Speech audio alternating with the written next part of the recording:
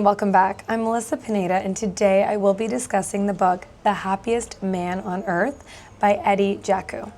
So Mr. Jaku was a Holocaust survivor. He actually died 4 years ago in 2021 at the age of 101. And before I get into this amazing book, if there's anything today that you hear that you like or find interesting, please like and subscribe if you haven't already. And I'm going to put a link in the description of where you can purchase this book. Okay, so this book is a really beautiful read. So it's a difficult read, but it's a beautiful read. So this man went through hell. He lost his parents. His parents were murdered during the Holocaust. His aunts were murdered. He was separated from his family. He was in a few different concentration camps, the most well-known being Auschwitz. And he describes his story. He goes over, talks about his experience. He said for a long time, like, he wasn't able to talk about it.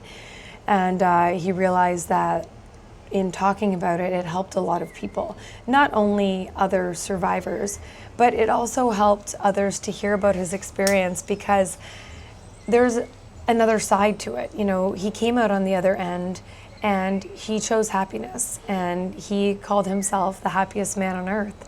So, I mean, that's quite a statement from a Holocaust survivor. So it's a really beautiful book, a beautiful message. And this man, Eddie Jaku, was very interesting. So he was born in Germany. He was a German, and a German first, as he explains, a Jew second. His grandmother was very religious. His family was not. He was not. And that just added to the confusion during this time in Germany, the rise of Hitler and what essentially took place, and what he experienced being rounded up with fellow Jews and thrown into concentration camps.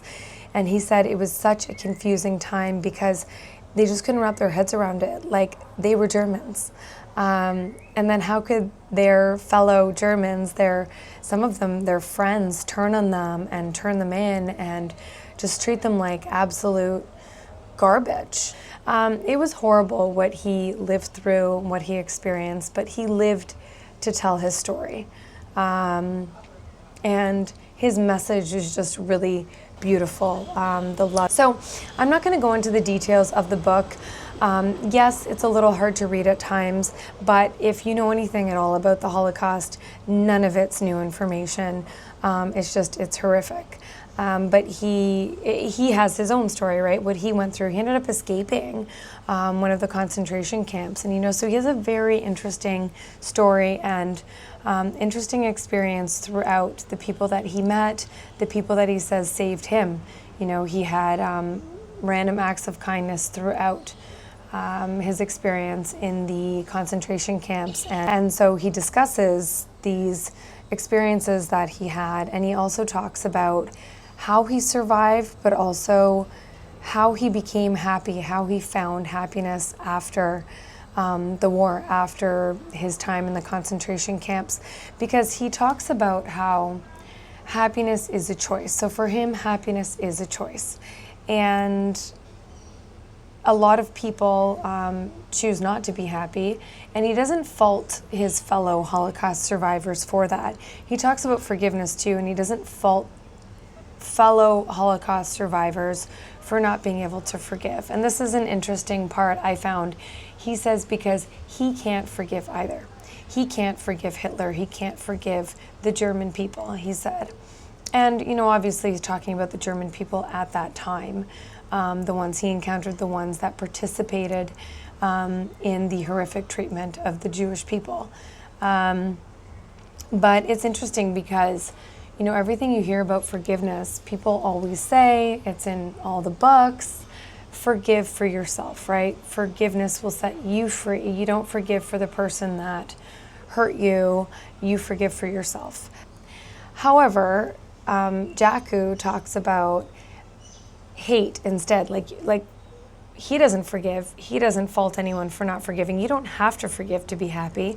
But you have to not be full of hate. You have to let the hate go. You have to let the anger and the fear go. And he says that a lot of his fellow Holocaust survivors have not been able to let go of the fear and the hatred and anger that has consumed them.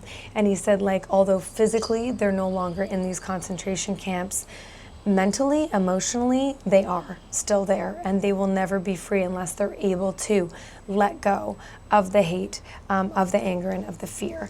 And I found that really interesting because you always hear about how important it is to forgive for yourself, to be set free. But no, he's saying, no, you don't have to forgive, but you do have to let go of the hate and the anger. So I thought that was really interesting. He talks about the power of a smile. He says that it's really important to smile. You may not feel like it, but you need to smile. A lot of people talk about this, like Dale Carnegie as well talks about the importance of smiling, and you'd be surprised, Jaku says the same thing, you'd be surprised to see how people treat you differently and how you're able to accomplish things that you want to accomplish or have certain relationships with people that you wouldn't have had otherwise if you weren't smiling. So people just treat you differently, listen to you more, want to interact with you if you're smiling. So he says it's very important to smile. You need to live with purpose. You need to find what that purpose is for you, and you need to live with purpose because this will give you that happiness. So for him, happiness really came when he held his firstborn son for the first time. So when he got out of the concentration camp, he promised himself that he would be happy. He would not hate. He says he doesn't hate anyone. He doesn't hate Hitler, doesn't hate anyone. But he said that, he wasn't able to really live it until his first son was born. He thought he could, but he was still miserable inside. And for him, finding meaning was his family, was his wife, were his children, and his grandchildren. And so you need to find the meaning for you, and then your life's meaning, your life's purpose, and then you will find happiness. He talks about helping others. He said that, because of the random acts of kindness from people throughout the war, like that really impacted him and saved his life. And he said that it's really important to do that for others. You'll never know what kind of day someone's having and what kind of difference you can make in a complete stranger's life. So he was a huge proponent of kindness and just being kind to everyone. Like, it costs you nothing to be kind.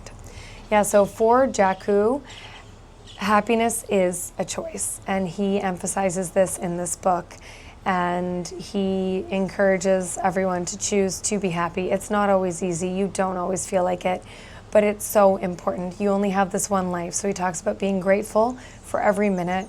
And basically the message is to let your loved ones know that you love them. It's important that you express that because you never know when you won't have that opportunity. And he says, he never had that opportunity. He never had the chance to say bye to his parents. So yeah, it's a very, very strong and powerful message. And I'm gonna leave it there. I think it was a beautiful book with a beautiful message, and I encourage you to pick yourself up a copy. The link is in the description. If there's anything today that you've heard that you found interesting or liked, please like and subscribe if you haven't already. And thanks for listening. Until next time.